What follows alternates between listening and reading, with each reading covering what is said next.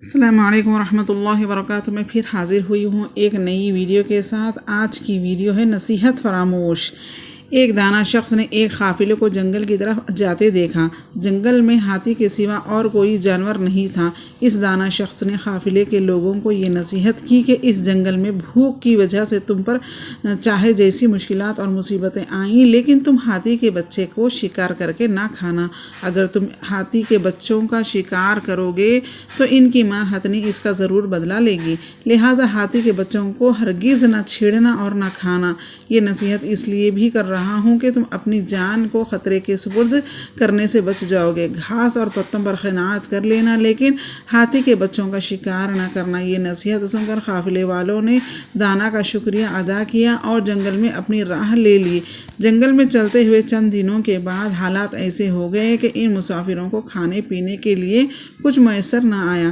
بھوک سے لوگ نڈھال ہونے لگے۔ پھر ان بھوکے پیاسے مسافروں نے راستے میں ایک موٹا تازہ ہاتھی کا بچہ تنہا دیکھا تو وہ سب بھوک کے غلبے سے اندھے ہو کر بھیڑیوں کی طرح ٹوٹ پڑے۔ اسے جلدی ہی شکار کر کے اس کا گوشت پکا کر سب نے اپنی بھوک مٹائی۔ ایک شخص نے نصیحت پر عمل کرتے ہوئے ہاتھی کے اس بچے کا گوشت نہیں کھایا تھا۔ جب ان مسافروں کے پیٹ بھر گئے تو پھر ان پر غنودگی طاری ہوئی اور وہ سب سو گئے۔ ادھر اپنے بچوں کو ڈھونڈتے ہوئے ایک خوفناک ہاتھی ان سونے والوں کے سر پر آن پہنچا۔ اس ہاتھی نے سب سے پہلے اتفاق سے اسی شخص کا منہ سونگھا جس نے ہاتھی کے بچے کا گوشت نہیں کھایا تھا۔ ہاتھی نے اس شخص کے گرد 3 چکر لگائے۔ ہاتھی کو اس کے منہ سے کوئی مخصوص بو نہ آئی تو وہاں سے چلا گیا۔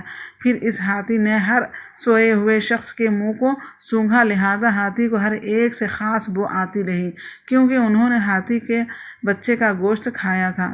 ہاتھی نے ان سب کو آن کی آن میں چیر پھاڑ دیا، گویا ہاتھی ان سوئے ہوئوں میں سے ایک کو پکڑتا ہوا اچھال دیتا، یوں زمین پر گرتے ہی وہ شخص ہلاک ہو جاتا۔